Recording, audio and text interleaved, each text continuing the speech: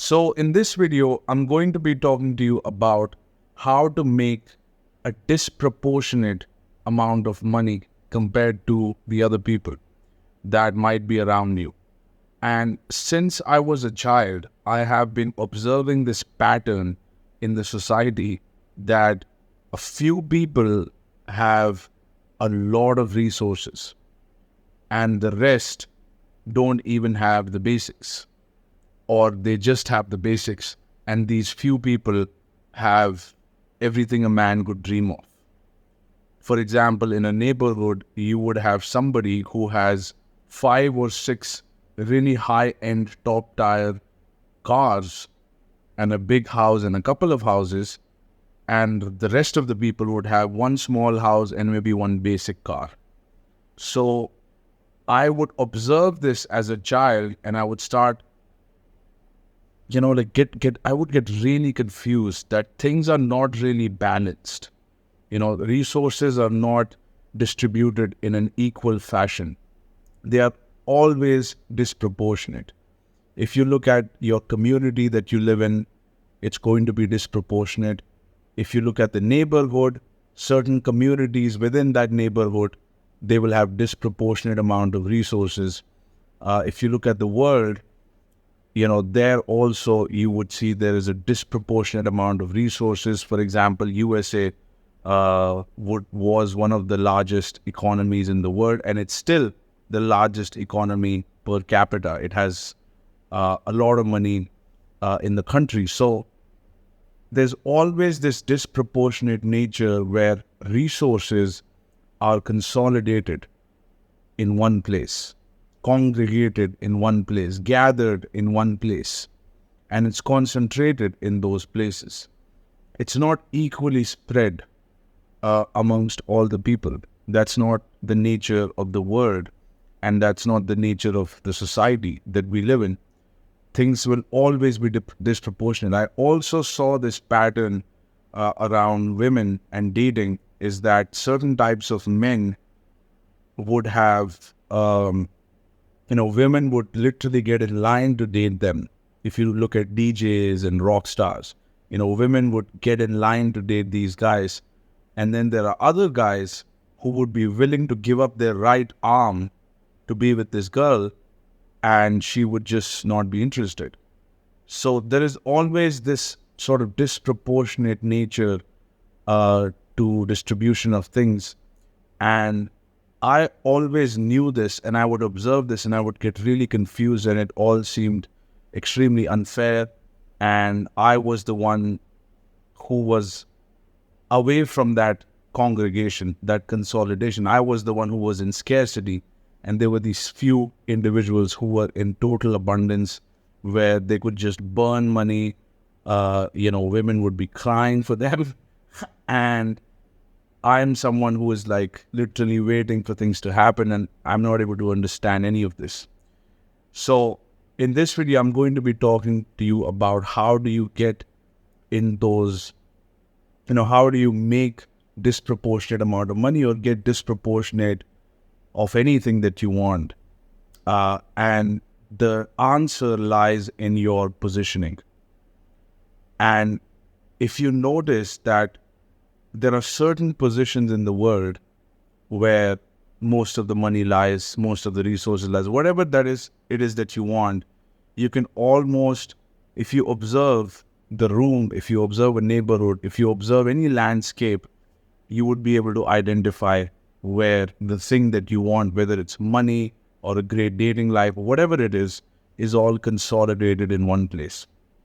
So if you know how to identify that place, and if you can identify the positions that hold most of the power, you could start mingling with those positions and get what you want.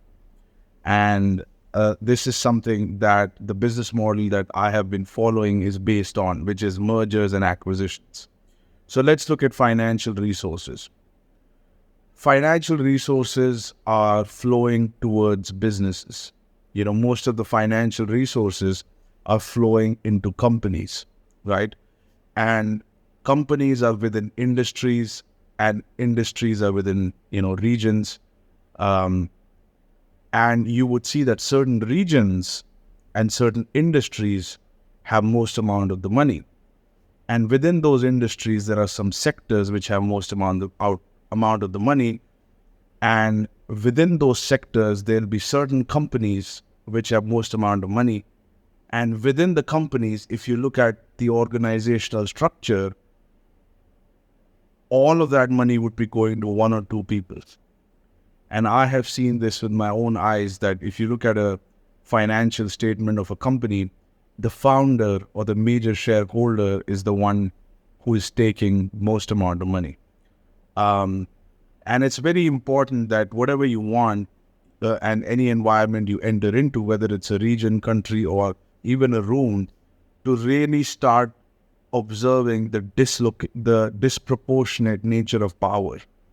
Who holds the power in this environment? Who holds the resources? And it's important for you to identify who that individual is. And it's not really the individual. That's the tricky part. We think it's the individual that holds the resources. It's not the individual. It's the position the individual is in. So it's really something to do with the position that they are in. It's not the individual. That's not where the control is. The control is in that person's position. That person has done something to orchestrate a position and cultivate a certain position whereby resources from different directions fall into one place, and that person just stands there, and there is a sort of a cyclone or an avalanche of financial gain in those certain positions. And those positions could be comprised of several factors, but it's important to identify what those positions are.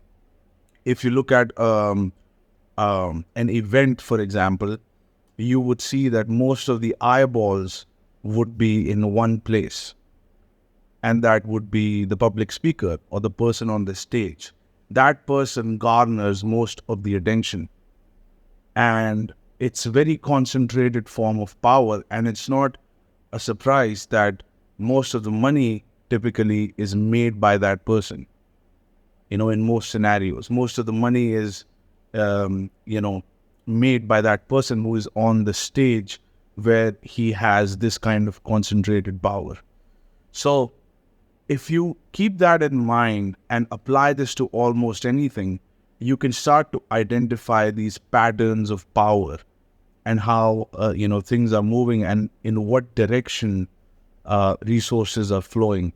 And then you can develop a strategy to occupy those positions. So I remember when I was a kid, we used to play these video games. And once somebody holds on to the remote, they would not let go of that remote. And they would just want to keep playing and keep playing and keep playing. And the rest of the kids would just sit and watch. And that's how, in life, the rich, the super rich have all the control, and they're playing this video game and having a lot of fun, and the other people are observing and watching. And I would see this scenario happening all the time, is that there are few people who are in control. The problem in the world is that you don't know who those people are. There is a process of investigation into finding who that person is. There is always going to be some indication as to who that is. But just the process of finding who that person is and getting close to that person is going to be a bit of a challenge, because a lot of these people are in guarded environments, right? So why would this person leave that position?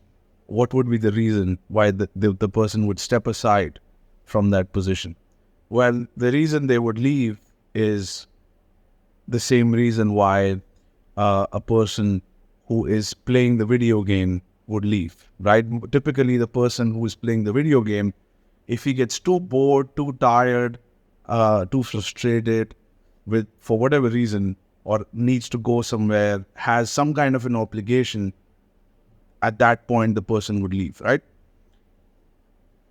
Just like that, even in business, the people don't want to leave their positions, especially when they're making a lot of money. But they will leave under certain circumstances, when they have certain vulnerabilities, when they have let's say you have a business owner, he's making a lot of money. He would not want to leave unless he gets really, really sick or old.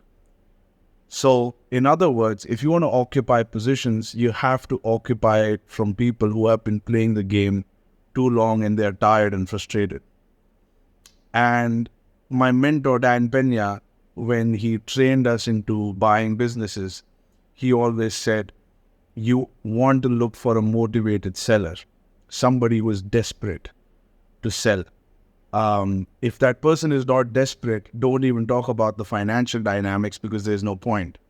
Because that person who is in a position of power will always want much more than what the person deserves, because they don't want to leave. So you don't want somebody who doesn't want to leave that position, because you cannot occupy that position. You would have to pay quite a hefty price to get into that position. And, we know that resources tend to be limited. So if you have limited resources, you can't deal with someone who is very strong and doesn't have any intention of leaving that position. You would almost have to always overpay for that position. So you want someone who is in a powerful position but is personally weak. His body is weak, or he has some obligation, some family obligation, due to which he has to go. He doesn't want to go, but he has to go. There is an irrevocable obligation that person has, and because of that, the person is in a weak position. That position itself is still powerful, but the person has become weak. Those are the positions where it's easier to replace without getting hostile or without paying too much. If you look at even nations, certain positions of power, there is a war happening for power. It's all for power because certain nations have certain resources like oil, and certain other nations want to occupy those positions, and the people in power don't want to move. So what do? They create hostility in that area, and they make that position weak. Once they have made the position weak, then they go and occupy those positions. But we don't have to engage in war. We just need to identify powerful positions where resources are moving, that are controlled by individuals that are getting weak due to age, right? And finance is only important in the context of life. So if somebody's life is coming to an end, their interest to play the game has significantly reduced. They're still in powerful positions, they still control resources, but their interest to play the game is starting to get reduced, the financial game, because they may not have that many years to live, and money gets less important when you don't have that many years to live. And if your children are gone somewhere, and you don't have anybody else to take over, those are the positions that you want to acquire if you want to create wealth. So that's what I'm getting at is, if you want to create wealth through buying businesses and occupying positions where most of the resources are flowing, you want to deal with people who have gotten a bit old and have lost interest in the game, and you can find the best deals in that little spot. So that's the lesson for today, is how to make disproportionate amounts of money, occupy positions of power from people who don't want to be there. That's one of the strategies. And even if you just identify the positions where there is a lot of power, you could position yourself there and you can occupy those positions and you would make a lot of money. So anytime you enter the room, observe where is most of the power. A great book on this, I highly recommend reading this. It's a life-changing book. It's actually a book about working less and making a lot of money. So the book is called 80-20 Rule. It's called 80-20 Marketing Strategy, I would say. And the whole book is based on one principle, which is positioning. And positioning is one of the most important things that you could think about when you enter any environment, whether it's a business environment, any environment you enter into. The thing that you want to observe very carefully is where the hell is the control, because it's not divided equally. Never. It's always in one place, concentrated. So you want to identify that and strike right there, and you would, in a lot of the cases, get what you want. So that's today's video on how to make a disproportionate amount of money, identify positions of power, and develop a strategy to occupy those positions, and discover why is it that those people were able to hold those positions and what's so special about those positions, and how do you either cultivate it or acquire it. I'll talk to you soon.